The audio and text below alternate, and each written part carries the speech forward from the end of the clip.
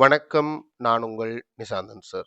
நாங்க இன்றைய பார்க்க இருக்க வினாத்தாள், வடக்கு மாகாண கல்வி திணைக்களத்தினால் தரம் 11 மாணவர்களுக்காக தயாரிக்கப்பட்ட அத்தியாவசிய கற்றல் எண்ணக்கரு, அதாவது இஎல்சி பரீட்சை பகுதி 1. அது மட்டும் தானே, அதுதான் இஎல்சி என்று சொல்றது. பகுதி 1 வினாத்தாள்கள், வினாத்தாள் இஎல்சி பரீட்சை 1 வந்து நாங்கள் இந்த வீடியோல தெளிவாகவும் விளக்கமாகவும் பார்க்க போறோம். ஏற்கனவே பகுதி 1 ஏல உள்ள 25 வினாக்களும் ஒரு வீடியோவாக போட்டுட்டோம். இப்போ பியில உள்ள 5 வினாக்களையும் தெளிவாக கலந்துரையாட இருக்கிறோம். நீங்கள் என்ன இந்த குறித்த 5 வினாக்களையும் செய்யலைன்னா கீழே டிஸ்கிரிப்ஷன் பகுதியில் லிங்க் இருக்கு பிள்ளைகள். லிங்கை பயன்படுத்தி வினாத்தாளை தரவிறக்கம் செய்து பார்த்துட்டு வரலாம். நீங்கள் ஒரு இலகுவான பரீட்சையாக இருக்கும். அப்படியுமே ஒரு பரீட்சையை நீங்கள் இப்போ தானே பிளான் பண்ணுறீங்க. இது ஒரு ஃபர்ஸ்ட் டேர்ம் கடைசியில் நாங்கள் செய்கிறோம். ஃபர்ஸ்ட் டேர்ம் முடிஞ்சுது, நாங்கள் செகண்ட் டேர்ம் துவங்கக்கு முன்னுக்கு இந்த பரீட்சையை செய்து பார்க்குறோம். கொஞ்சம் பிரயோசனமாக இருக்கும். யூடியூப் வழியாக கல்வி கேட்கின்ற மாணவர்களும் நீங்கள் இதை வந்து ஒருக்கா முயற்சி செஞ்சு பாருங்க. நீங்கள் இவன் கூடுதலான பிள்ளைகள் சூம் வகுப்புக்கு வராமல் யூடியூப்லேயே கல்வி கேட்குறீங்க. எனக்கு அதில் ஒரு நட்டம் தான், பரவாயில்ல, நீங்கள் படிங்க, அதில் ஒரு சிக்கலும் இல்லை. நேரடியில் வராமல் நேற்று ஒரு மாணவன் நேரடியாக வச்சுருந்தான். சார், நான் நீண்ட காலமாக உங்களோட ரெக்கார்டிங்கை ஃபாலோ பண்ணுறேன், சூம் வகுப்பு யூடியூப் மூலமாக படித்து கொண்டிருக்கிறேன் அப்படின்னு சொல்கிறான். ஓகே, நேரடியாக இருந்துவிட்டும் யூடியூப்பில் படித்தால் என்னுடைய வருமானம் பாதிக்கப்படும், பரவாயில்லை, எனக்கு அதில் பிரச்சனை இல்லை, அது நல்லது செய்தால் நல்லதே நடக்கும் என்ற அந்த கொள்கைக்கு அமைவாக நான் போயிட்டு இருக்கிறேன். ஸோ அந்த அடிப்படையில் நீங்கள் வந்து இதை செய்து பார்த்து உங்களுக்கு எத்தனை புள்ளி வருது அப்படின்றத மறக்காம கமெண்ட் பாக்ஸில் பதிவிடுங்க.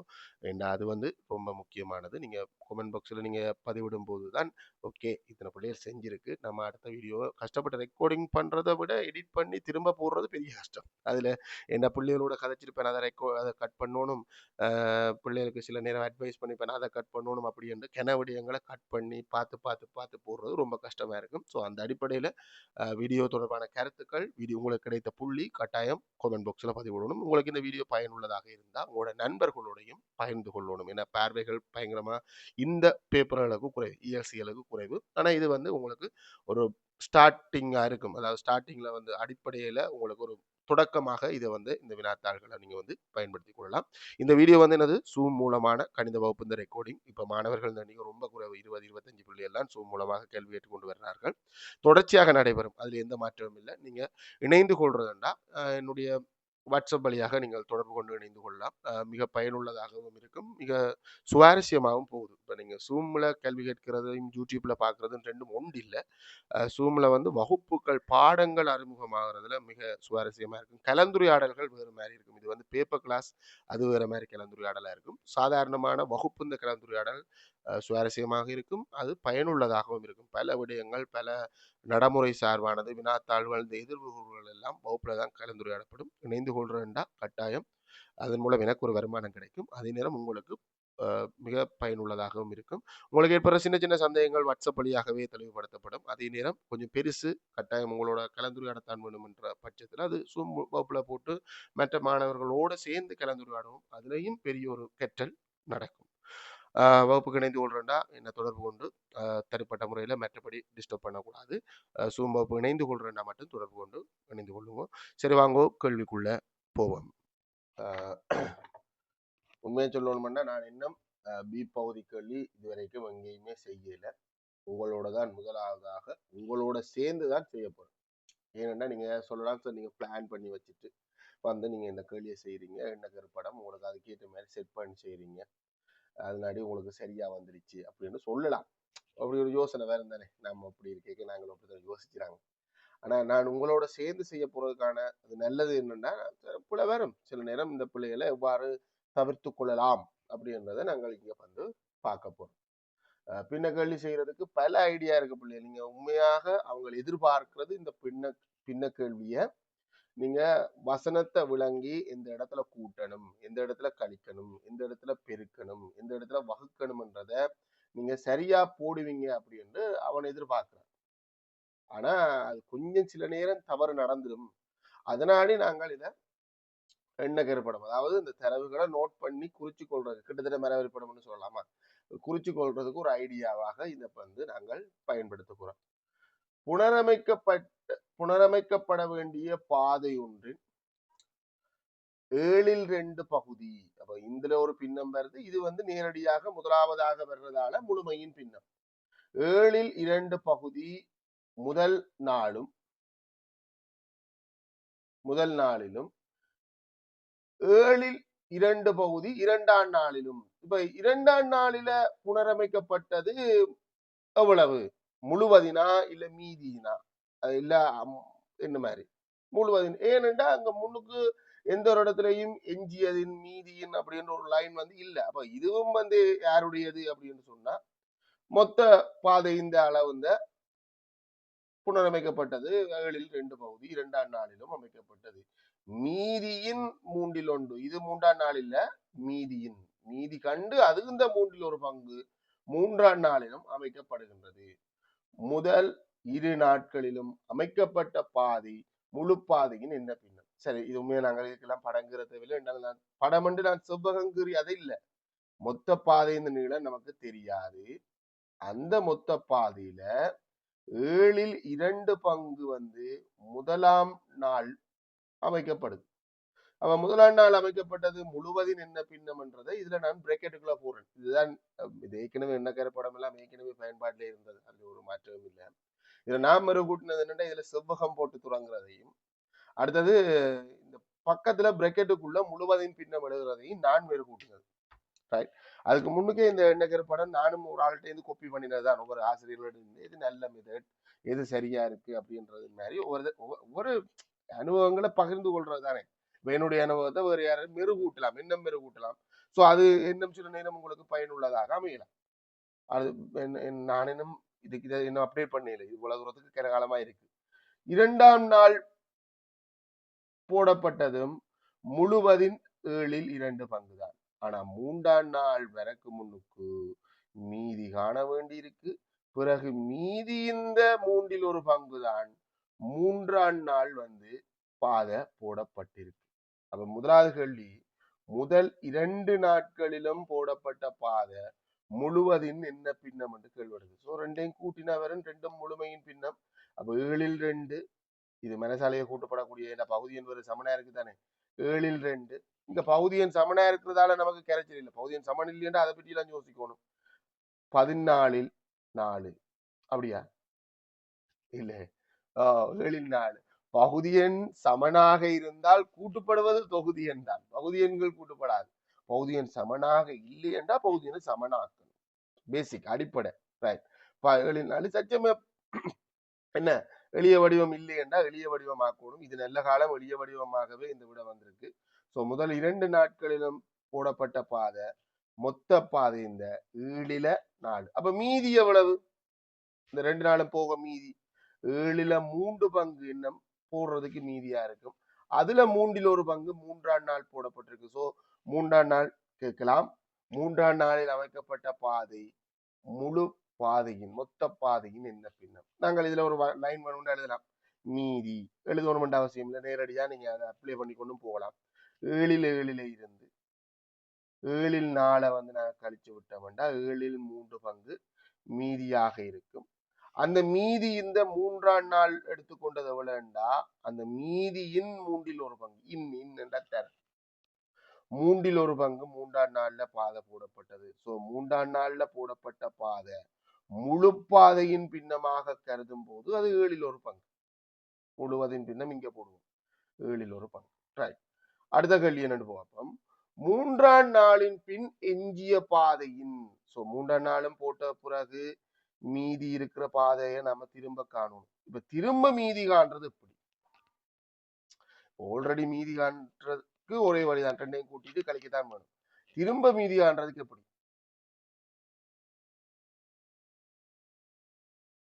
ரைட். அப்படி என்ன எப்படி சொல்லலாம்? 7ல் 4ஓட 7ல் 1 கூட்டினா 7ல் 5 சார். இந்த முதல் 3 நாட்களிலும் போடப்பட்டதை கண்டு மீதியை காண்றதுக்கு திரும்ப 7ல் 7லிருந்து 7ல் 5 கழிச்சு 7ல் 2 ஒரு வழி. ரெண்டாவது இங்க பொதுவா ஸ்கீம்ல எதிர்பார்க்கிறது இதுதான். ஆல்ரெடி நாம 2ஐயும் கழிச்சு ஒரு மீதி கண்டிருக்கோம் தானே. அந்த மீதியிலிருந்து அதுக்கு பிறகு போடப்பட்டதை கழிக்கும் போது திரும்ப மீதி வரும். 7ல் 3 பங்கு என்ன போடுறதுக்கு இருந்தது. அதுல முழுவதின் 7ல் ஒரு பங்கு போட்டாச்சு. சோ புதிய மீதி 7ல் 2 ஏற்கனவே கண்ட மீதியிலிருந்து அதுக்கு பிறகு நடந்த செலவை கழிப்பதன் மூலம் புதிய மீதி வரும். ஆனா நான் இங்க வேறு ஒன்று பயன்படுத்த போறேன். எண்ணக்கரு படம் பயன்படுத்துற பிள்ளைகளுக்கு மட்டும்தான் இது சாத்தியப்படும். மூன்றில் ஒரு பங்கு மீதி இந்த மூன்றில் ஒரு பங்கு போட்டு முடிஞ்சா மீதி இந்த மூன்றில் 2 பங்கு என்ன போடுறதுக்கு இருக்கு. ஸோ பின்ன பெருக்கலுக்குள்ளால இதை செய்ய போறேன். புதிய மீதி 4ஆம் நாளில வரையில புதிய மீதி 7இல் 3 பங்கின் 3இல் 2 பங்கு என்ன போடுறதுக்கு இருக்கு. ஸோ பெருக்கினமெண்டா 7இல் 2 பங்கு எண்ணம் போடுவதற்கு இருக்கு. அந்த 7இல் 2 பங்கின் 4இல் என்ன சொன்னது 3 பங்கு 4ஆம் நாள் நிறைவு செய்யப்படுது. 4ல் 3 பங்கு 4ஆம் நாள் நிறைவு செய்யப்படுது. சோ 4ஆம் நாள் நிறைவு செய்யப்பட்டது முழுவதும் என்ன பின்னம் இருக்கு. மீதி முழுமையாக 5ஆம் நாள் நிறைவு செய்யப்பட்டு இந்த பாதை 5 நாள்ல நிறைவு செய்யப்படுது. இங்க கேட்டது 4ஆம் நாள் 7இல் 2 4இல் 3 பங்கு. அது அப்படியே பின்ன பெருக்கல்ல செய்துட்டு போடலாம். 4ஆம் நாள் ஏன் இதுல நான் லைன் எழுதுறேன், ஏன் ஒரு வசனம் எழுதுறேன்டா கேட்ட கேள்விக்கு நாங்க முன்னுக்கு ஒரு வேலை செஞ்சிருக்கோம். சோ இது என்ன அப்படின்றது அடையாளப்படுத்துறதுக்கு 7இல் 2 4இல் 3 பங்கு. பெருக்கக்கு முன்னுக்கு ஏதாவது சுருக்கம் இருந்தா வெட்டை இருந்தா வெட்டி போட்டு பெருக்குவோம். எதுவும் வெட்டை இருக்கா? ஓம் 2 4 2ஆல வெட்டலாம். 2 முறை 1 முறை இதுக்கு மேல வெட்ட இயலாது. சோ 4ஆம் நாள் போடப்பட்ட பாதை 14இல் 3 பங்கு. மொத்த பாதையில் 14ஆக பிரித்து 3 பங்கு பாதை 4ஆம் நாள் போடப்பட்டிருக்கு. சோ 5ஆம் நாள்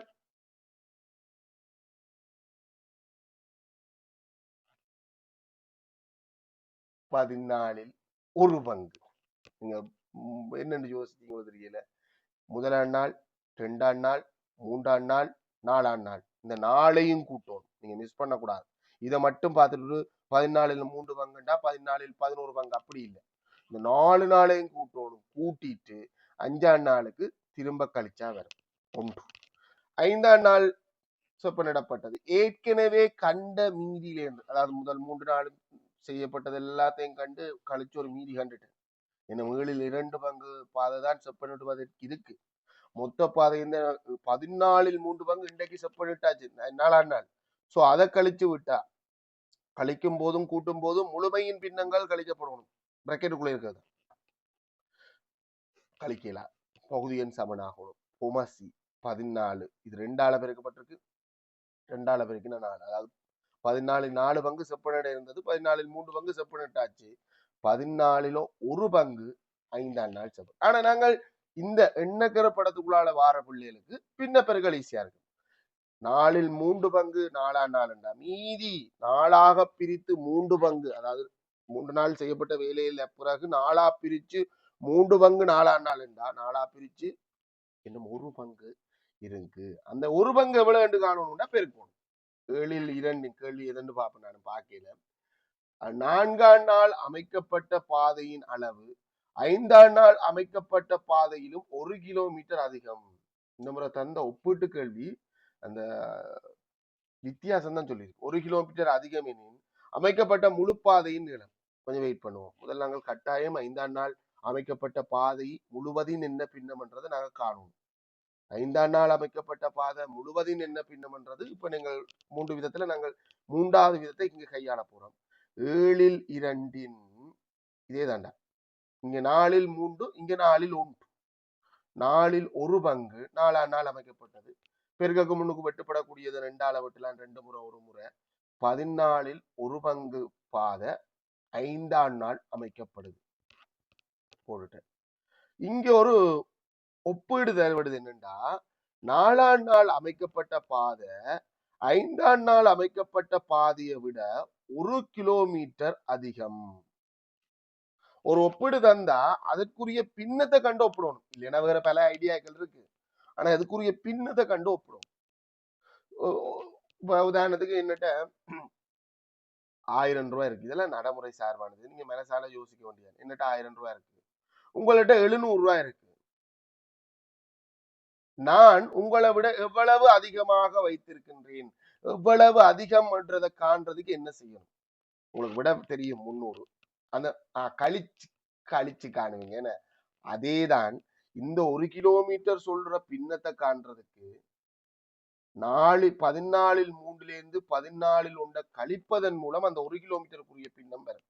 அதாவது அதிகமாக செப்பனிடப்பட்ட பாதை என்ன பின்னம், அதிகமாக அமைக்கப்பட்ட, நான் செப்பனிடன்னு சொல்லல, அமைக்கப்பட்ட பாதை என்ன பின்னம் என்று காண்றதுக்கு 4ஆம் நாள் அமைக்கப்பட்டது முழுவதின் என்ன பின்னம் என்று கண்டு அதிலிருந்து 5ஆம் நாள் அது அமைக்கப்பட்டதை கழிச்சு விடுவோம்.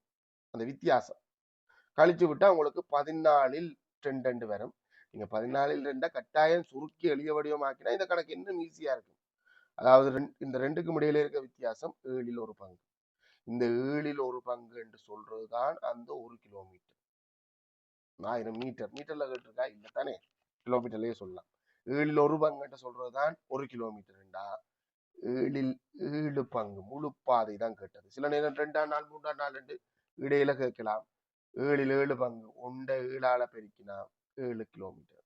சில நேரம் 14 2 வச்சு கொண்டே ஒப்பிட்டு கொண்டு வந்திருக்கலாம். 2ஆல பிரிச்சு 14ஆல பெருக்குவீங்க, சேம் அதை விட தான் வரும் 7 கிலோமீட்டர். இவ்வளவுதான் பிள்ளைகள், இதை செஞ்சு முடிச்சாச்சு. மிக இலகுவாகவே செஞ்சு முடிச்சாச்சு. இப்ப வர்ற கேள்விகளை நீங்க பாத்தீங்கன்னா தனிய பின்னத்தோட மட்டும் கழிஞ்சு போகாம இதுக்குள்ள ஒரு மனிதனாலோ இல்ல ஒரு சதவீதமோ எண்கள் தொடர்பான அறிவுள்ள ஏதாவது ஒரு கேள்வியை உள்ள ஜாயின் பண்ணி விடுறாங்க. பின்னத்தை பின்னமண்டு மட்டும் முடியல சார், நாங்க சும்மா பின்னத்தையே செய்ய மாட்டோம் சார், இதுக்குள்ள இது வேறையா அண்டு சில பிள்ளைகள் கேட்கும். நீங்க செய்வீங்க ரைட். ஓகே, நான் மார்க்ஸ் சொல்லிடுமா? இது என்னுடைய புள்ளித்திட்டம் தானே கிட்டத்தட்ட. ரைட். இது நேரடியாக சொல்லக்கூடியதாக இருந்ததால ஒரு புள்ளி தான், நீங்க நேரடியா விடைக்கு மட்டும்தான். ரைட்.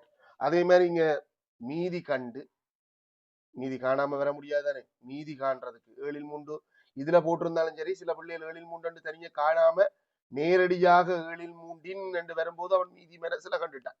சோ அவனுக்கு அந்த ஒரு புள்ளி வருமா? பிறகு 3 1 பெருக்கணும்ன்றதுக்கு ஒரு புள்ளி, பிறகு விடைக்கு ஒரு புள்ளி, 3 புள்ளி கொடுக்கும். அது அப்படித்தான் வரும். ரைட். 4ஆம் நாள் அமைக்கப்பட்ட பாதை முழுவதின் என்ன பின்னம், அதுக்கு திரும்ப மீதி காணணும். 7 2 பெருக்கல் விட, இதுக்கும் 3 புள்ளி கிடைக்கும். இப்ப இந்த வித்தியாசம் ரைட், இப்ப எங்களுக்கு மொத்தமா எத்தனை புள்ளி ஆயிட்டு? 7 புள்ளி, இதுக்கு ஒரு 3 புள்ளி வரும். அந்த 5ஆம் நாள் அமைக்கப்பட்ட பாதையை காண்றதுக்கு ஒரு புள்ளி, வித்தியாசம் காண்றதுக்கு ஒரு புள்ளி, ஒப்பிட்டு விடை எடுக்கிறதுக்கு ஒரு புள்ளி. சில நேரம் இதுக்கு 4 புள்ளியும் கிடைக்கலாம் பிள்ளைகள், எங்கேயாவது ஒரு புள்ளி கட் ஆகலாம். சரி, உங்களுக்கு இந்த குறித்த வினாவுக்கு 10க்கு எத்தனை அப்படின்றத பேப்பர்ல போடுவோம், மொத்தமா சேர்த்து கலெக்ட் பண்ணி எடுப்போம். ரைட். வினா இலக்கம் 2 சுற்றளவு பரப்பளவு தொடர்பான ஒரு கேள்வி.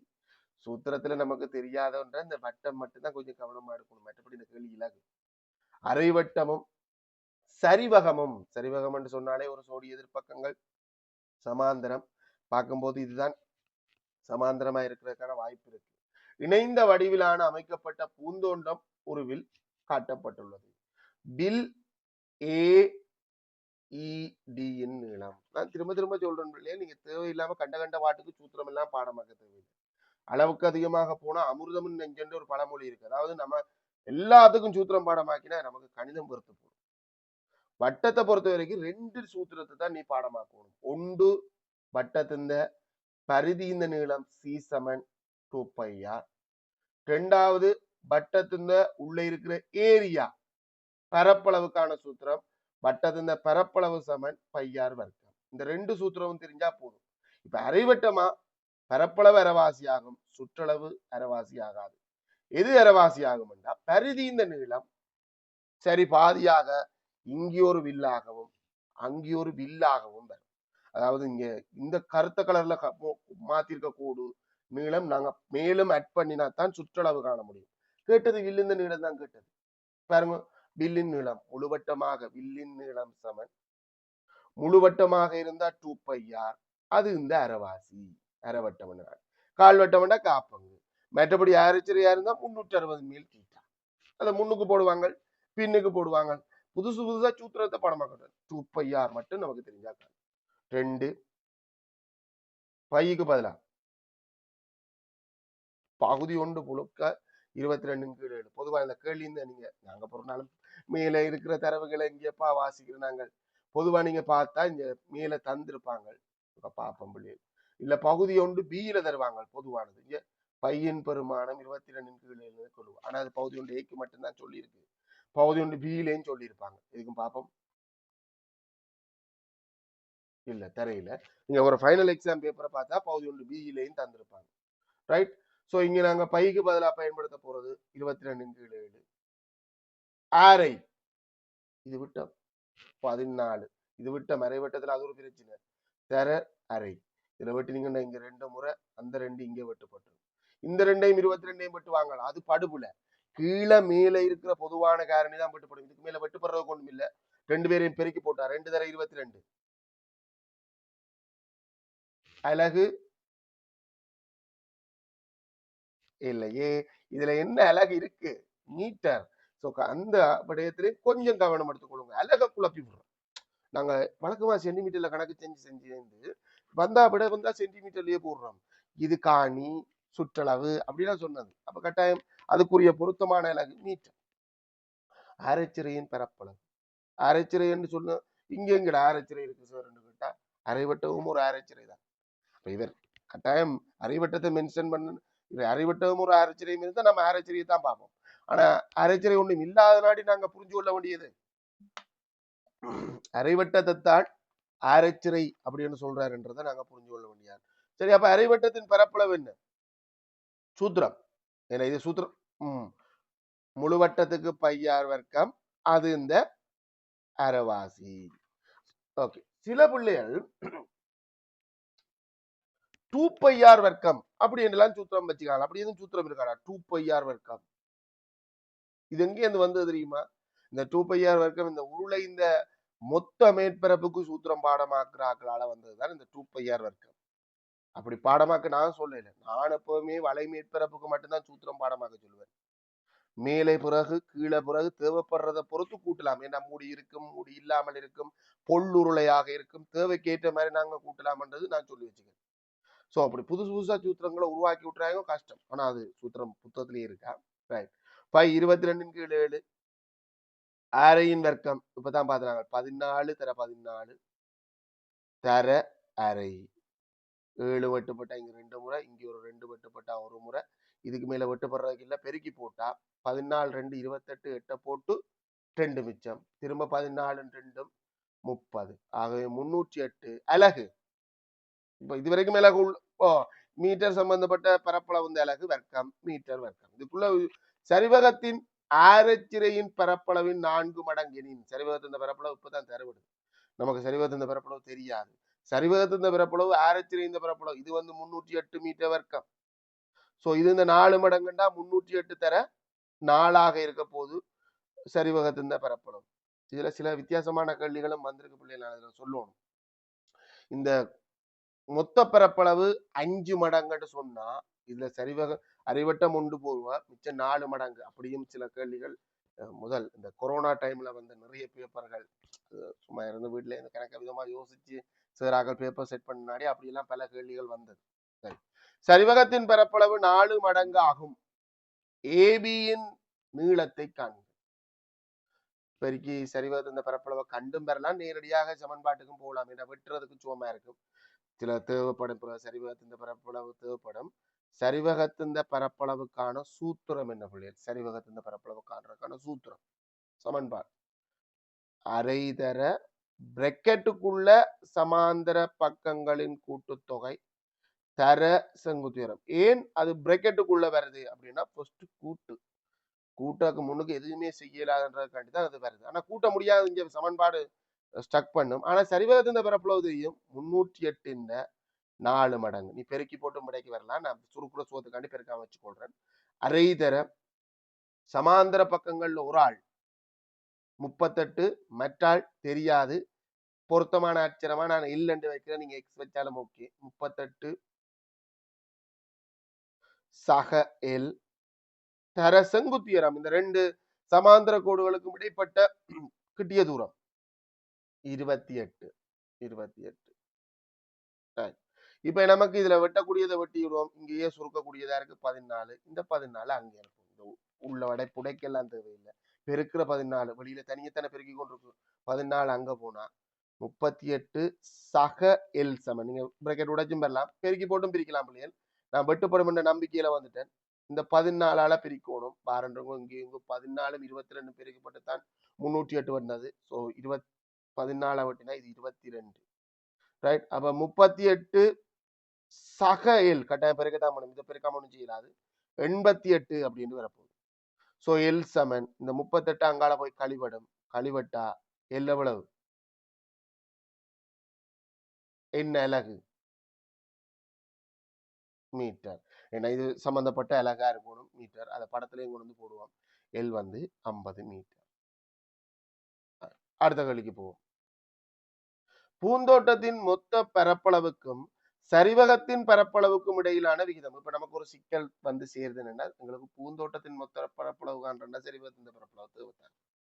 அப்ப சரிவகத்தின் பரப்பளவு நாங்கள் காணாம வந்துட்டோம். ஆனா சூத்திரத்துக்குள்ள இல்ல, இங்க இருக்கு 308 தர 4. கட்டாயம் பெருக்க வேண்டிய ஒரு சூழலுக்குள்ள வந்து மாட்டப்படுறோம். இதுல சில பிள்ளைகள் இதை முன்னுக்கே பெருக்கி இருக்கலாம். 32 2 போட்டு 3 மிச்சம். அந்த 3 0 3 2 வரும் 12 1000. அப்ப மொத்த பரப்பளவு 1232 308 கூட்டணும். இல்ல இதுக்கு என்ன ஒரு ஐடியா வந்து கிடைச்சிருக்கும். எப்படிடா? இது வந்து 5 மடங்கு மொத்தமா மொத்த பரப்பளவு 5ஆல பெருக்கி இருந்தாலும் வந்திருக்கும். 10 0 போட்டு ஒரு முறை 4 5 சரியோ தெரியல பாருங்க முடியல 1500 சரி சரி 1540 மீட்டர் வர்க்க மொத்த பரப்பளவு. கேட்டது சரிவகத்தின் பரப்பளவுக்கும் மொத்த பரப்பளவு சரிவகத்தின் பரப்பளவு. மொத்த பரப்பளவு 540 மீட்டர் வர்க்கம். சரிவகத்தின் பரப்பளவு 1232 மீட்டர் வர்க்கம். அழகா கட் பண்ணிட்டு முறை அழகு. இப்ப இதை சுருக்கணும். எத்தனையால வெட்டலாம்?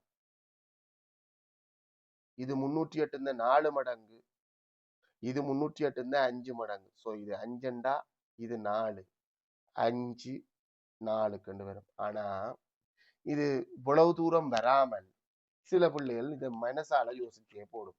சார் நீங்க இது 4 மடங்குன்னு சொன்னீங்க, இது 1 மடங்கு. ஸோ மொத்த பரப்பளவு இந்த அரை வட்டத்தின் 5 மடங்கு, சரிவகத்தின் பரப்பளவு இந்த அரை வட்டத்தின் 4 மடங்கு. ஸோ அந்த மடங்கு மட்டும் பார்த்தாலே போதும் தானே சார், விகிதம் தானே.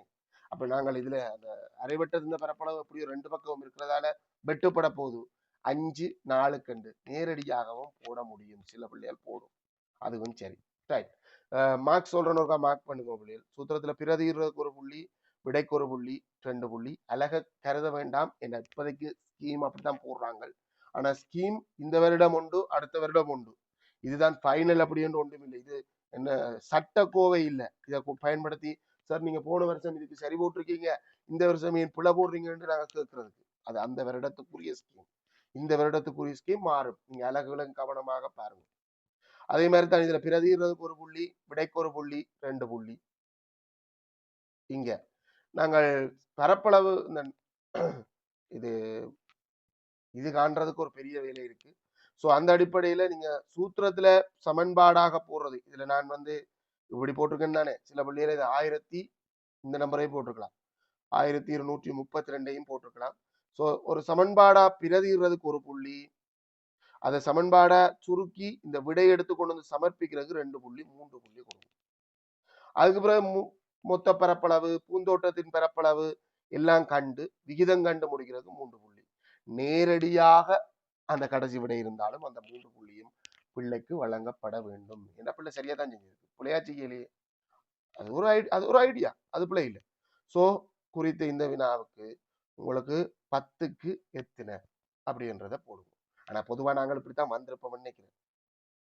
3வது கேள்வி சதவீதம் தொடர்பானது நாங்கள் போகலாம், அது ஒரு பிரச்சனை இல்லை, கேள்வியோட சேர்த்தே போவோம். ஏபி என்று 2 பகுதி இருக்கு. ஏ வேறு ஒன்றும் பி வேறு ஒன்றும் பெறப்போகுது. குறித்த பிரதேச சபை தனது அதிகார வரம்புக்குட்பட்ட பிரதேச வியாபார நிலையத்திற்கு 8% ஆண்டு இறைவரி அறவிடுகின்றது. நமக்கு இதுக்கு பத்தி கணக்குக்குள்ள போகணும்னா இறைவரி தொடர்பான அந்த ஒரு எண்ணம் தெரியணும். இறைவரினா என்னன்றது தெரியும். ஒரு நகரசபை எல்லைக்குள்ள ஒரு கடை, ஏதாவது ஒரு சொத்து, வீடு, காணி என்ன இருந்தாலும் அந்த நகர சபைக்கு நாங்கள் ஒரு வரி கட்டணும். ஏன் சார் கட்டணும்னா அது நமக்கு பல சேவைகள் செய்யுது. ஸோ அந்த சேவைகளுக்காக நாங்கள் ஒரு வரி கட்டணும். அந்த வரி எப்படிப்பட்டதாக இருக்கும்னா இந்த கடையாள உரிமையாளருக்கு எவ்வளவு வருமானம் கிடைக்கும் வாடகை மூலம், வியாபாரத்தின் மூலம் இல்ல, வாடகைக்கு கொடுத்திருந்தா அவ்வளவு வருமானம் கிடைக்கும் என்று ஒரு மதிப்பீட்டு குழு தீர்மானிக்கும். எங்கள்கிட்ட கேட்க மாட்டாங்க. அதுக்கொண்டு ஒரு அது தொடர்பான அறிவு உள்ள ஒரு மதிப்பீட்டு குழு இருக்கும். அந்த மதிப்பீட்டு குழு ஒரு வருட வருமானத்தை மதிக்கும். இந்த வருடத்தால இந்த உரிமையாளருக்கு குறைஞ்சபட்சம் ஒரு 50,000 ரூபாய் வருமானமாவது கிடைக்கும். ஸோ அது இந்த 8% நாங்க நகர சபை அந்த அந்த உள்ளூராட்சி மன்றம் இது எந்த வரம்புக்குள்ள இருக்கோ அந்த வரம்பு, இது பிரதேச சபை வரம்புக்குள்ள இருக்கிற ஒரு சொத்து. ஸோ அதுக்கு வந்து நாங்க செலுத்தணும். ஒரு சின்ன ஆப்ஷனும் இருக்கு. நீங்க ஒரேசா கட்ட முடியாத சந்தர்ப்பத்துல 4ஆக பிரிச்சு கட்டலாம். 12ஆ பிரிச்சு மாதம் மாதம் கொண்டே கட்டலாம். 4ஆக பிரிச்சு கட்டலாம். அப்படி 4ஆ பிரிச்சு கட்டுறதை சொல்றது காலாண்டு வரி. சில நேரம் பொதுவான எல்லா உள்ளூராட்சி மட்டத்திலும் இந்த நடைமுறை இருக்கு. ஜனவரி 31க்குள்ள நீங்க மொத்த வரியையும், காலாண்டு வரி இல்ல, மொத்த வரியையும் ஒரே தடவையில செலுத்துவீங்களா உங்களுக்கு வரிந்த 10% விலக்கு வளம், அதாவது கழிவு கிடைக்கும். அதுவும் நடைமுறையானது. எல்லா யூசிலையும், எல்லா பிரதேச சபையிலையும், எல்லா மாநகர சபையிலையும் அது இருக்கு. ஜனவரி 31க்குள்ள கட்டணும். நீங்க மற்றபடி எப்பவும் கட்டலாம். வருஷத்துல எந்த பகுதியிலையும் கட்டலாம். ஆண்டு இறைவரியை காண்க. மதிக்கப்பட்ட பெறுமதியின் 8%. நீங்க இறைவரி என்று வந்தாலே இந்த நேரடியாக நாளில் ஒன்றையும் சேர்த்து பாடமாக்கி வச்சுக்காங்க. அது காலாண்டு வரிக்கு தாண்டா நாளில் ஒன்று. இது நேரடியா 8%. எவ்வளவு? 2 தூக்கி பின்னால போட்டா 40, 4,000 ரூபாய் தான் நாங்க ஆண்டுக்கு வரியாக செலுத்தணும்.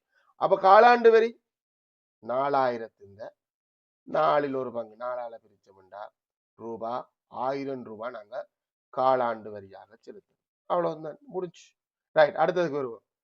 அந்த ஆண்டின் வியாபார நிலையத்தின் ஆண்டு பெருமானம் 10% அதிகரிக்கப்பட்டது. 10% அதிகரிக்கப்பட்டா ஆல்ரெடி இருந்ததை விட இன்னும் அது ஒரு 10% சேர்த்து கொள்ளப்படுது, அதிகரிக்கப்பட்டது. அதேவேளை இறைவரி சதவீதம் 6% குறைக்கப்பட்டது. இது என்ஐ பேப்பர் லோன்ல இருக்கிற மாடல் டைப். 6% குறைக்கப்பட்டது. ஸோ இது குறைக்கப்படுது. 6%தால் குறைக்கப்பட்டது இல்ல, 6% குறைக்கப்பட்டது. ஸோ இது 6%க்கு வந்து சேருது, குறைக்கப்பட்டது. வியாபார நிலையத்தின் புதிய ஆண்டு பெருமானம் ஏற்கனவே இருந்த ஆண்டு பெருமானம் எவ்வளவு? 50,000 ரூபாய். 10% அதிகரித்தால் நாங்கள் அதிகரித்த தொகையை கண்டும் கூட்டலாம். ஆல்ரெடி இருந்தது 110% மட்டும் போடலாம். ஆல்ரெடி இருந்தது 100% என்று கருதி அது இந்த 10% இதோட வந்து புதுசா சேர்ந்து கொள்ளணும். ஆக மொத்தத்துல இது எத்தனை சதவீதமாக மாறும்? இருந்தது இந்த 110%. நேரடியாக நீ 110% மட்டும் போடலாம். இல்ல அதிகரிச்சதை கண்டு அதிகரித்த தொகை 10%, அது 5,000 ரூபாய் அதிகரிச்சிருக்கும். அப்ப புதிய ஆண்டு மதிப்பீட்டு பெருமானம், அது ஆண்டு பெருமானம் சொல்லி பழகிட்டு, ஆனா அது ஆண்டு மதிப்பீட்டு பெருமானம். ஆண்டு மதிப்பீட்டு பெருமானம் 50,000 பிளஸ் 5,000. புதிய ஆண்டு மதிப்பீட்டு பெருமானம் 55,000 சரி, செய்வர் போட்டோ சரி. ரூபாய் 55,000 புதிய ஆண்டு மதிப்பீட்டு. பிரதேச சபையின் புதிய மாற்றங்களினால் வியாபார நிலையத்துக்கு செலுத்தப்பட்ட ஆண்டு இறைவரி சதவீதம் எவ்வளவினால் குறைவடையுது. அந்த என்ஐ பேப்பர்ல அதிகரிக்கிற மாதிரி இருக்கு. இது எவ்வளவினால் குறையுது. அப்ப புதிய ஆண்டு மதிப்பீட்டு பெருமானம் என்ன? மதிப்பீட்டு பெருமானம் ஆண்டு வரி. புதிய ஆண்டு வரி என்ன? ஆண்டு வரி எவ்வளவு? புதிய புதிய ஆண்டு பெறுமதி இந்த 55,000 எத்தனை சதவீதம்? இப்ப புதுசு 6%. 100ன் மேல் 6 பின்னமா போட்டா 6% இறைவரி எவ்வளவு வந்துட போகுது? 0, 30 0 போட்டு 3 மிச்சம் 30 3 33. அப்ப புதிய ஆண்டு வரி எவ்வளவு? 3,300 ரூபாய். முதல் எவ்வளவு ஆண்டு வரி? 4,000 ரூபாய். முதல் 4,000 ரூபாய் செலுத்தி கொண்டு வந்து நான் இப்ப 3,300 ரூபாய் தான் செலுத்துறேன்டா சொல்லையா?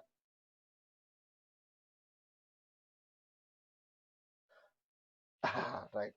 நீங்க சொல்றது நல்ல நியாயமான கேள்வி. இறைவரி சதவீதம் 6% குறைவடைந்ததுன்றா தான் 2%. இத வாசிக்கன வாசி ஐயா. ஆக குறைஞ்சிருக்கு 2 முண்டோ நியாயமான கேள்வி இல்ல, 2 பேர் வேற என்ன. சோ இது வந்து 6% ஆகண்டா 6%க்கு வந்து நின்றுட்டு 6%ஆல் குறைஞ்சா நீங்க சொல்ற மாதிரி 2%க்கு போயிருக்கேன் அர்த்தம். 6% ஆக குறைஞ்சிருக்கு. ஸோ 6% 3300 ரூபாய் 4000 இருந்தது. இப்ப 3300 ரூபாய் நான் குறையத்தான் செலுத்துறேன். எவ்வளவு குறைஞ்சிருக்கு? குறைவடைந்த வரி 700 ரூபாய் 400ல இருந்து 4000ல இருந்து 3300 நாங்கள் கழிச்சு விட்டோம்டா 700 ரூபாய் குறைஞ்சிருக்கு. இப்ப நீங்க சொல்லுவீங்க, இப்போ ஒரு உதாரணத்துக்கு இது நீங்க ஒரு நடைமுறை சார்பான ஒரு ஆளுண்டே வச்சுக்கொள்ளுங்க. நீங்க தான் இல்ல உங்களோட அப்பா போன வருஷம் 4000 ரூபாய் வரி கட்டினவர், இந்த வருஷம் 3300 ரூபாய் கட்டிட்டு வந்து சொல்லுவார். என்ன சொல்லுவார்?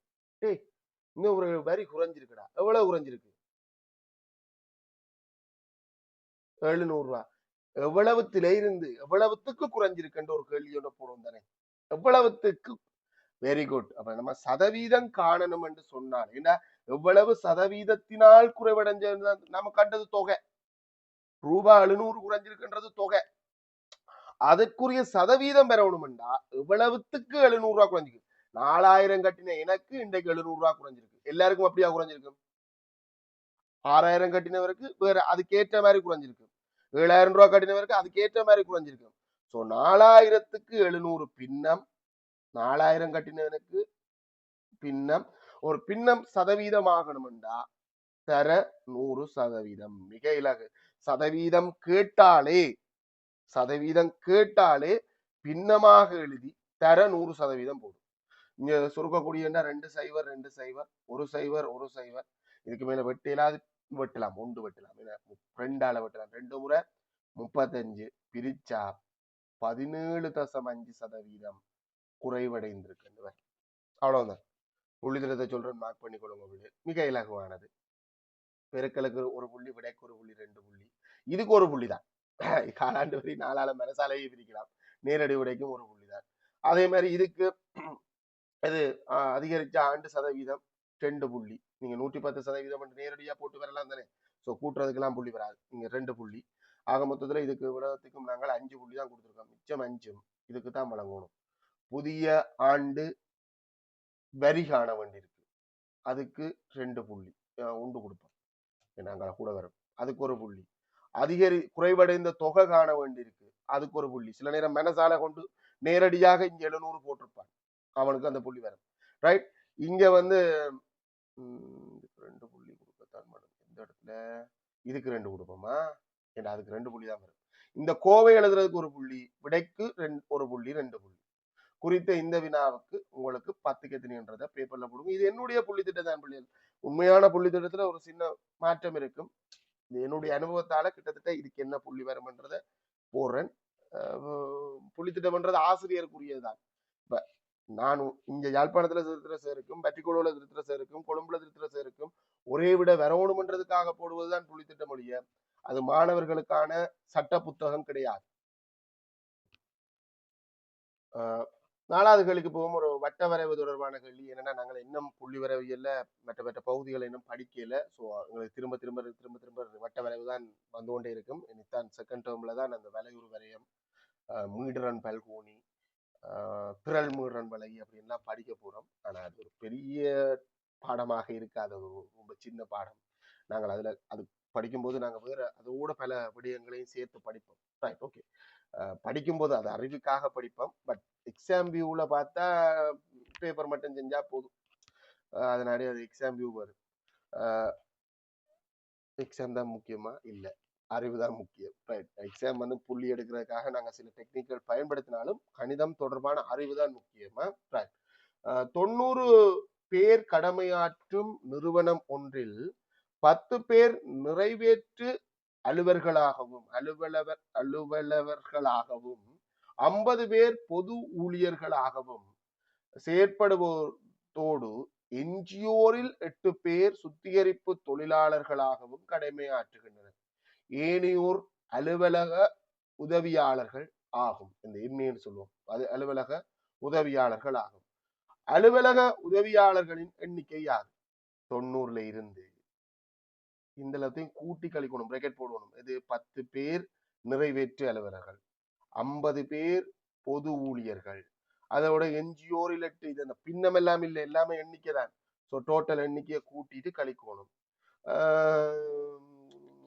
60 68 90ல இருந்து 68 கழிச்சா 60 கழிச்சா 30 அங்காலட்ட கழிச்சா 22 பேர் அலுவலக உதவியாளர்கள். சரியான எண்ணிக்கை.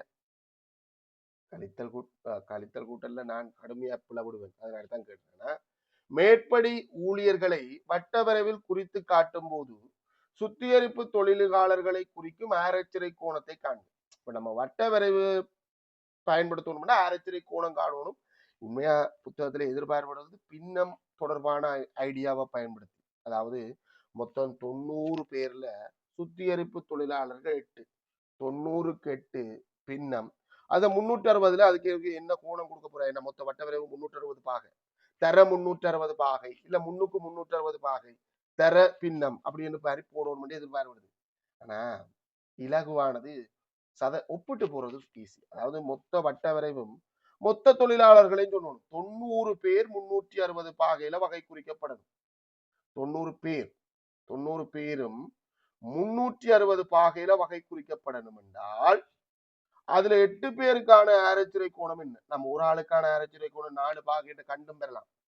360 வேற 8 குறுக்கு பெருக்கம் கீழே 90 பிரிக்கு வரும்.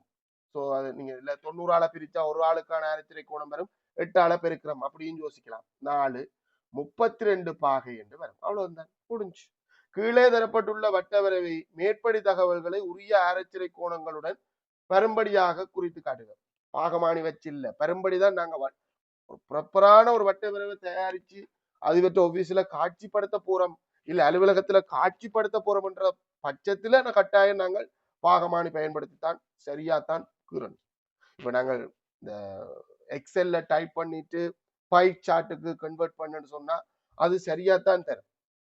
ஆனா நாங்க படிக்கிற சந்தர்ப்பத்துல பாகமானி வச்சு சரியா துல்லியமா அளந்தெல்லாம் இல்லை, பட்டு பெரும்படியாக 88 பாகையா கிட்டத்தட்ட 90 கிட்ட இருக்கு, அப்படி போட்டுக்கொண்டு போகும்.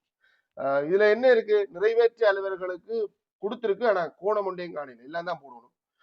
இதுல ஒரு ஒன்றை செஞ்சிருவோமே, 90 பேர் 360 பாகைண்டா ஒரு ஆளுக்கான ஆரச்சரை கோணம் 4 பாகை.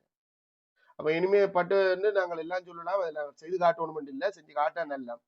நிறைவேற்று அலுவலர்களுக்கான ஆரச்சரை கோணம், நிறைவேற்று அலுவலர்கள் அதுல மொத்தம் எத்தனை பேரா? 10 பேர். அப்ப 10 பேருக்கான ஆரச்சரை கோணம் என்ன? 10 பேருக்கு 4 பாகப்படி 40 பாகை குறிச்சு கொள்ளுவோம்.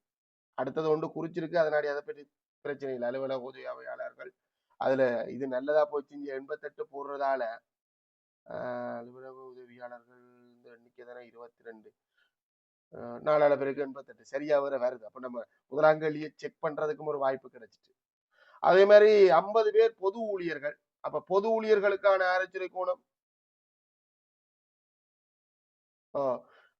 50 பேருக்கும் 4 பாகப்படி 200 பாகை. அப்ப இவ்வளவுத்தையும் 200 போடலாம் என்ற இல்லை, இதுல இன்னும் சுத்திகரிப்பு தொழிலாளர்கள் இருக்கு, அதையும் ஒரு போட்டுட்டு வருவாங்க.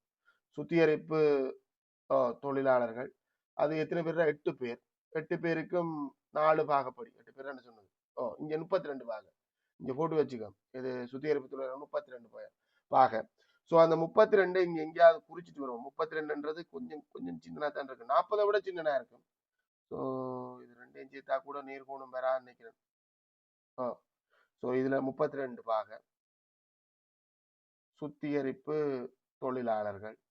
மீதி இருக்கிற 200 பாகையும் 180 விட கூடவா இருக்கும் 200 பாகை யாருடாப்பா?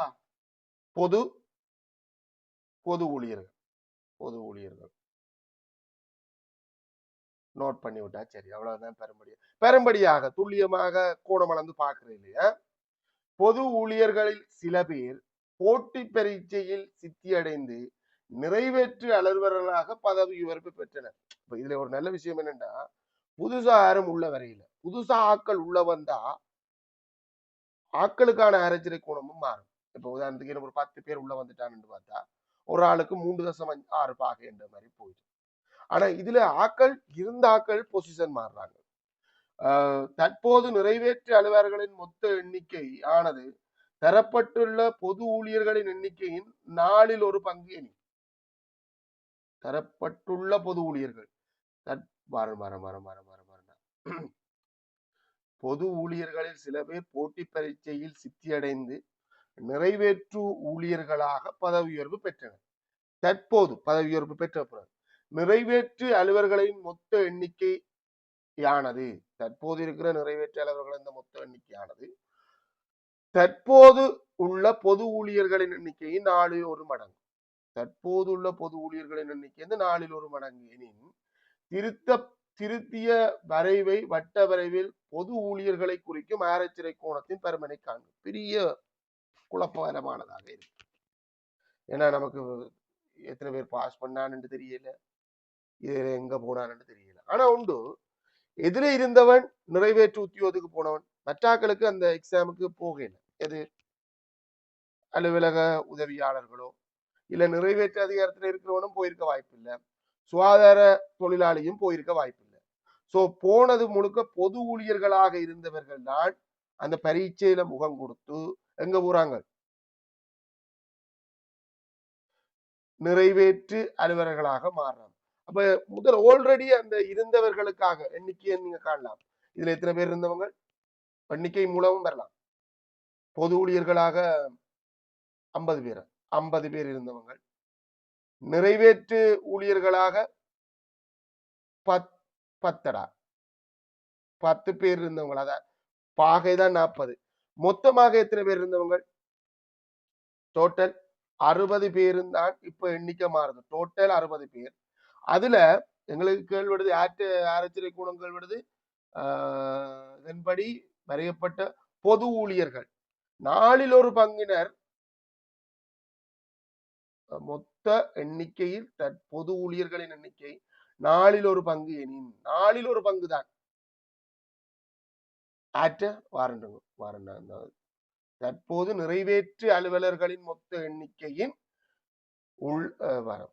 தற்போது நிறைவேற்று அலுவலர்களின் மொத்த எண்ணிக்கையானது நிறைவேற்று அலுவலர்களின் மொத்த எண்ணிக்கை 1/4 பங்கு. இது இந்த பொது ஊழியர்கள் இந்த 1/4 பங்கு. மொத்தம் அப்ப எத்தனை பங்கு புரியல? 5. Very good. இது 4 பங்குண்டா அது 1 பங்கு. அப்ப மொத்தமா 5 பங்கு. அப்ப கதைக்கிற விளங்குதா பிள்ளைகளுக்கு? கொஞ்சம் கொஞ்சம் மைண்டால பார்க்க வேண்டிய கேம். புரியுதாண்டு பாருங்க.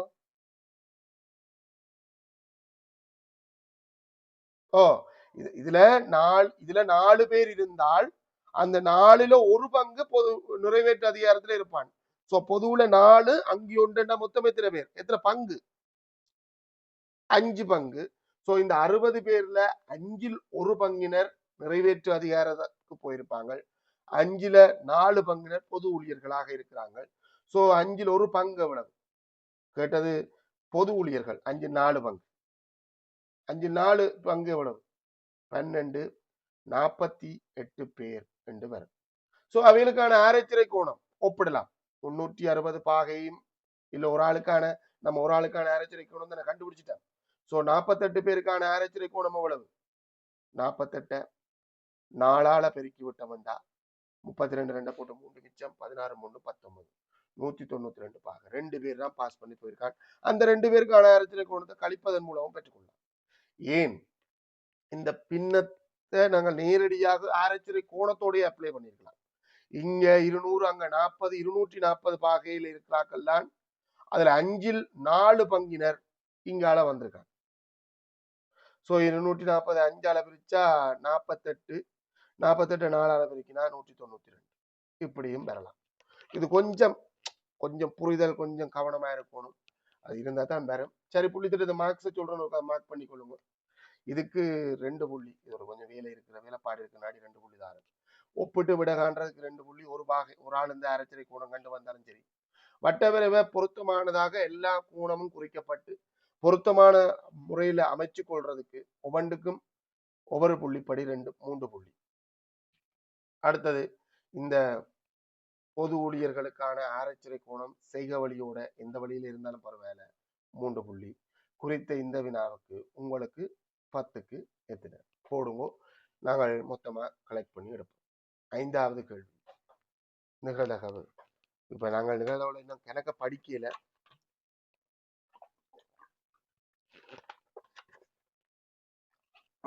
நிகழ்தகவுல நாங்கள் இன்னும் கணக்க படிக்கல. இன்னும் 11ஆம் ஆண்டுக்குரிய நிகழ்தகவுகளும் இன்னும் ஆரம்பமாக இருக்கு. போட்டி ஒன்றில் 2 ஆண் 3 பெண் மாணவர்கள் கொண்ட தரம் 10 வகுப்பொன்றில் இருந்தும் ஒரு ஆண் 4 பெண் பிள்ளைகள் கொண்ட தரம் 11 வகுப்பொன்றில் இருந்தும் ஒவ்வொரு மாணவர்கள் வீதம் 2 மாணவர்கள் தெரிவு செய்யப்படுறது. அதாவது இது நோட் பண்றேன், இதுல ஒரு வகுப்பு இருக்கு தரம் 10. அங்க எத்தனை பேர் இருக்கிறாங்கன்னு சொன்னா 2 ஆண் மாணவர்கள் 3 பெண் மாணவிகள். அதே மாதிரி தரம் 11க்கு வருவோம், இது அடுத்த வகுப்பு. இங்க 11ல எத்தனை பேர் தெரிவு செய்ய, அந்த ஒரு ஆண் மாணவனும் அதே மாதிரி 4 பெண் மாணவர்களும் இருக்கிறார்கள். இதுல இருந்து ஒரு ஆளை நான் போட்டிக்கு எடுக்கிறேன், இதுல இருந்து ஒரு ஆளை எடுக்கிறேன், 2 பேரையும் எடுக்கிறேன். இப்ப இதுல இருந்து எடுப்பது அதுல இருந்து எடுக்கிற ஆளை பாதிக்குமா? அதாவது இதுல இருந்து ஆண்ல முதலாவது ஆணை எடுத்தா அங்க இருக்கிற ஆணை தெரிவு செய்ய முடியாது, அப்படி எதுவும் சட்டம் இருக்கா? இல்ல. இதுல இருந்தே 2 பேர் எடுப்பேன்டா தான் அது சார் நிகழ்ச்சி, அது தரம் 11ல படிப்போம், அது மூளை விட்டம் பெறாது, அவ்வளவுதான். ரைட். தெரிவு செய்ய இடம்பெறும் சாத்தியமான நிகழ்ச்சிகளை நெய்யறியில் குறிக்கிறது. என்னெல்லாம் நடக்கலாமோ கிடைக்கக்கூடிய அனைத்து பேர்களையும் நாங்கள் நெய்யறியில குறிக்கணும். எதெல்லாம் கிடைக்கும், கிடைக்கக்கூடிய அனைத்தையும் சொல்லும். இதுல முதலாவது ஆளை எடுத்தா அங்க இருக்கிற ஆண்ல முதலாவது ஆளுன்றது வேறையா. சில நேரம் இப்ப புலித்திட்டங்கள் இந்த பழைய ஸ்கீம்கள் பேப்பர்ல பாஸ் பேப்பர்ல போன வருஷத்துக்கு முதல் வருஷம் 2023 நினைக்கிறேன், அதுல ஒரு மாற்றம் செஞ்சான். இங்க B1 B2 இதை B3 என்று போடுறாங்க. அது நமக்கு என்ன, ஆண்ல 3வது ஆன அங்க போடுறோம், அப்படி எல்லாம் போடுவாங்க, அதுல பிரச்சனை இல்லை. எல்லா இதுல எந்த தெரிவும் நடக்கலாம். கிடைக்கக்கூடிய அனைத்து பேர்களும் ஒவ்வொரு பேரும் புள்ளடி மூலம் தான் குறிக்கிறது. இதுல ஏதோ ஒன்றுதான் நடக்கும், இந்த லவத்திலையும் ஏதோ ஒரு புள்ளடி தான் நடக்க போகுது, ஆனா அது எதென்று தெரியாது. கிடைக்கக்கூடிய அனைத்து பேர்களையும் உள்ளடக்கியதுடைய மாதிரி வழின்னு சொல்லுவோம். நெய்யரியும் ஒரு மாதிரி வழிதான், மரவரிப்படமும் ஒரு மாதிரி வழிதான். கிடைக்கக்கூடிய நெய்யரி சமநேர்தகவா இருக்கும், மரவரிப்படம் சமநேர்தகவு அற்றதாக இருக்கும். என்ன முடியல. இரு வகுப்புகளிலிருந்தும் ஒரு ஆண் மாணவனையும் ஒரு பெண் மாணவியையும் பாருண்டா, இரு வகுப்புகளிலிருந்தும், அது எந்த வகுப்புல இருந்துன்றது பிரச்சனை இல்லை, ஒரு வகுப்புல ஆண் மாணவன் வரணும், ஒரு பெண் மாணவி தெரிவு செய்யப்படணும். தெரிவு செய்யப்படும் நிகழ்ச்சியை நெய்யறியில் வட்டமிட்டு காட்டி, எங்கட வடக்கு மாகாணம் மட்டும்தான் கட்டமிட்டு காட்டிய பயன்படுத்தும். ஆனா ஃபைனல் எக்ஸாம் பேப்பர்ல பாத்தீங்கன்னா வட்டமிட்டு காட்டி தான் வரும். அதன் நிகழ்தகவை காண்க. இப்படி ஒரு கேள்வி வந்தா நீ இந்த B1 B2 முடிய ஒரு கூட போடு, அடிமட்டத்தை பயன்படுத்தி நேரா போடு, இப்படி என்ன மாதிரி வளைச்சு போடாங்க. அதே மாதிரி ஐயோ கடுமையா போகுது. அதே மாதிரி இங்கேயும் ஒரு கோடை போடு, B1 முடிய ஒரு கோடை போடு. இங்க 4ஆ பிரியுதா, இது 2 பேரும் ஆணாக இருக்கிறது, இது முதலாவது ஆண் 2வது பெண், இது 2ம் பெண், இது முதலாவது பெண் 2வது ஆண், 2 பேரும் வேற வேற பாலினத்தவராக இருக்கணும்டா இந்தளவும் ஒரே கட்டத்துக்குள்ள வரணும் பிள்ளைகளா.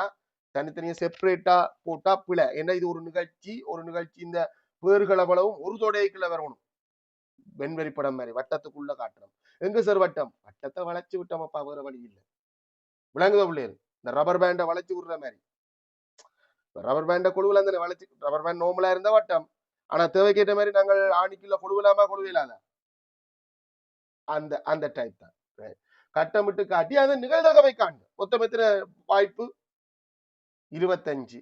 அதுல இது எத்தனை, இங்க 3 இங்க 11. ஆகவே நிகழ்தகவு 25ல 11 சந்தர்ப்பம். சுருக்கக்கூடியதா இருந்தா சுருக்கலாம், இது சுருக்க முடியாது, அப்படியே விட்டுட்டு போக வேண்டிய. அடுத்தது, மேற்குறிப்பிட்ட வகையில் மாணவர்கள் தெரிவு இடம்பெறுவதை குறிக்கும் நிகழ்தகவுகளை பூரணமற்ற வரைவரைப்படம் காட்டுது.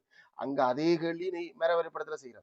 ஆனா இப்போ ஃபைனல் எக்ஸாம் நீங்க சார் நிகழ்ச்சி படிக்கிற தானே பிள்ளைகள், சார் நிகழ்ச்சி படிச்சா விளங்கும். ஃபைனல் எக்ஸாம் பேப்பர் அது வேற இது வேறையா இருக்கலாம். இல்லையண்டா அங்க கண்ட நிகழ்வு கூட இங்க தேவைப்படலாம். இது வேற, இது நோமல் கேள்வி. நான் தரம் 10ல தெரிவு செய்யறது ஆணாக இருக்கிறது பெண்ணாக இருக்கலாம். ஆணை தெரிவு செய்யறது எடுமாறா தெரிவு செய்யறது. ஆணை தெரிவு செய்யறதுக்கு 5ல 2 வாய்ப்பு, பெண்ணை தெரிவு செய்யறதுக்கு 5ல 3 வாய்ப்பு. தரம் 11ல ஆணை தெரிவு செய்யலாம், பெண்ணை தெரிவு செய்யலாம். ஏன்னா 10 தெரிவு செய்யறத பார்த்து நான் தெரிவு செய்ய போறது இல்லை. அங்க ஒரு ஆளை எழுமாறாக தெரிவு செய்யறேன். அங்க ஒரே ஒரு ஆண் தான். சோ 5 ஆணை தெரிவு செய்யறதுக்கு 5ல ஒரு வாய்ப்பு, பெண்ணை தெரிவு செய்யறதுக்கு 5ல் 4. எழுமாறுன்றது டொஸ் பண்றது. அதே மாதிரி தான் ஆண் பெண் இதுல சாரா நிகழ்ச்சி, சோ அது ரிப்பீட் ஆகும். ஆணை தெரிவு செய்யறதுக்கு 5ல் ஒரு வாய்ப்பு. ஏன் சார் 2 தரம் போடுறோம்? என்னென்ன மொத்தம் 4 விதமான பேர்கள் வரும் இல்ல. அப்ப இந்த 4 கிளை முடியணும். அப்பதான் 4 விதமான பேர்கள் வரும். மரவரைபடத்தை பூரணப்படுத்தி அதன் நிகழ்தகவுகளை காட்டுக. விளக்கம் போட்டா காணும். இதுல நாங்க பின்னால பெருக்கி போடுறது அது எங்கட விருப்பத்துக்கு, கணக்கு செய்யற சுகத்துக்கு, கட்டாயம் இல்லாது. மரவரைபடத்தை பயன்படுத்தி குறைந்தது ஒரு ஆண் மாணவனாவது தெரிவு செய்யப்படுவதற்கான நிகழ்வை காண்க. குறைந்தது ஒரு ஆண் மாணவன் அப்படின்றது எப்படிப்பட்ட நிகழ்ச்சி? என்னென்ன பேர்கள் உங்களுக்கு குறைந்தது ஒரு ஆண் மாணவனையாவது தரும்?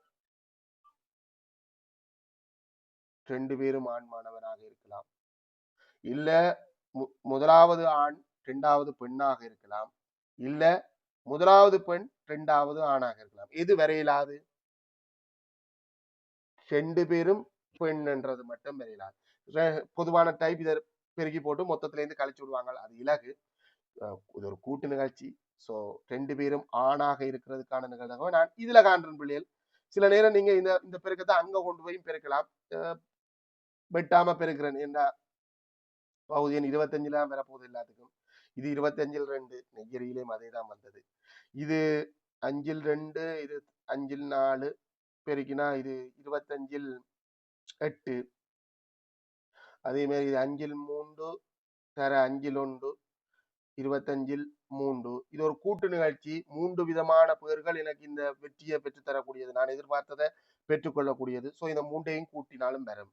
இல்ல 5ல் 3 தர 25ல் 4, 25ல் 12 கழிப்பதன் மூலமும் வரும். ரைட்.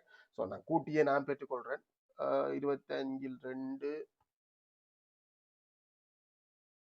2 மானாக இருத்தல், 25ல 8 முதலாவது ஆண் 2வது பெண், 25ல 3 முதலாவது பெண் 2வது ஆண். 3ஐயும் கூட்டினோம்டா பகுதியின் சமன் 25ல் 10 13 வரும். நீங்க இல்லாட்டி இப்படியும் வந்திருக்கலாமா? 25ல் 25ல இருந்து 25ல் 12 கழிச்சு அதே விடைக்கு வந்திருக்கலாம். 25ல் 13 எல்லாம் ஒன்றுதான். ரைட். புள்ளிதரத்தை சொல்றேன், மார்க் பண்ணி கொள்ளுங்க பிள்ளைகள். இது பெரிய விஷயம் இல்லை. நெய்யரி அவ்வளவும் கட்டமிட்டுறதுக்கு, முழுமையா கட்டம் போடுறதுக்கு இதுல என்ன இருக்கு? 2 புள்ளி கொடுங்க. இதை கட்டமிட்டு காட்டுறதுக்கு ஒரு புள்ளி, நிகழ்தகவுக்கு ஒரு புள்ளி. நெய்யரியில உங்களுக்கு 4 புள்ளி வருது. சில நேரம் 5 புள்ளியும் வரலாம். ரைட். இப்ப மரவரி படத்துக்கு வருவோம். இந்த கிளைகளை இந்த நிகழ்தகவு போடுறதுக்கு 1, இந்த 2க்கும் சேர்த்து 1, இந்த 2க்கும் சேர்த்து 1, மொத்தம் 3 புள்ளி மரவரி படம். இங்கால பின்னால இருக்கிற பெருக்கம் அது கட்டாயம் இல்லை. அது எங்கட விருப்பத்துக்கு, எங்கட கணக்கை சுகமாக்குறதுக்கு நாங்க செஞ்சது. நிகழ்தகவு சொல்றதுக்கு 3 தானே வந்திருக்கு, 2 தானே நிகழ்தகவு. இதெல்லாம் பெருக்க வேண்டி இருக்கு தானே. அந்த பெருக்கங்கள் மூண்டையும் காண்றதுக்கு இதுல இதுக்கு 2 புள்ளி, இந்த வரிக்கு 2 புள்ளி, விடைக்கு ஒரு புள்ளி, எங்களுக்கு 3 புள்ளி கொடுங்க. கொஞ்சம் புள்ளி கொஞ்சம் குறைவா தான் இருக்கு. 10க்கு எத்தனைன்றது இந்த வினாவுக்கு போடுறதோட மட்டும் முடிக்காம பகுதி 1B முழுசா முடிச்சிருக்கோம் இன்றைக்கு. ஸோ பகுதி 1B 50க்கு எத்தனைன்னு போடலாம், பகுதி 1ஓட சேர்த்து 100க்கு எத்தனைன்றதையும் எனக்கு பதிவிடலாம்டா எனக்கு ஜூம் கிளாஸ்ல படிக்கிற பிள்ளைய வாட்ஸ்அப் வழியாக அனுப்பணும், பேப்பரோட அனுப்பணும். இது ரெக்கார்டிங் பண்ணி யூடியூப்லயும் போட போறேன். அவங்க பார்த்துட்டு காமெண்ட் பாக்ஸ்ல போடட்டும், அது அவங்களோட விருப்பம். நீங்க என்ன செய்ய போறீங்க? எனக்கு அனுப்பணும். நேரடி பிள்ளைகள் என்ன செய்ய போறீங்க? கொண்டு வந்து காட்டணும். நேரடி இருக்கிறார்கள் அவ்வளவு பேரும் கொண்டு வந்து இதை காட்டணும். இதுல எதுவும் பிரச்சனை இருக்கா பிள்ளைகளுக்கு? இருக்கடா? இல்ல. இல்ல தானே? ரைட். இனி ஒரு ஃபர்ஸ்ட் டேர்ம் பேப்பர் பார்ப்போம்னு நினைக்கிறேன். என்ன? ஒரு ஃபர்ஸ்ட் டேர்ம் பேப்பர் பார்ப்போமா? எனக்கு இந்த ஃபர்ஸ்ட் டேர்ம் எக்ஸாம் இருக்கோ இல்லையோன்ற ஒரு குழப்பத்துல இருக்கு. இந்த தனி வெளியீட்டு பேப்பர் போனா அத கதைக்கலாம். ஆனா அது ரெக்கார்ட் பண்ண மாட்டேன். ஏன்னா அவங்களோட ஒரு இதுதானே. ரெக்கார்ட் பண்ண மாட்டேன். பட் உங்களோட கதைப்பேன். டிஸ்கஸ்ல இருக்கும். ரெக்கார்டிங் போட மாட்டேன். எல்லாரும் வந்தே ஆகணும். சரி, சந்திப்போம். Have a nice day. Bye.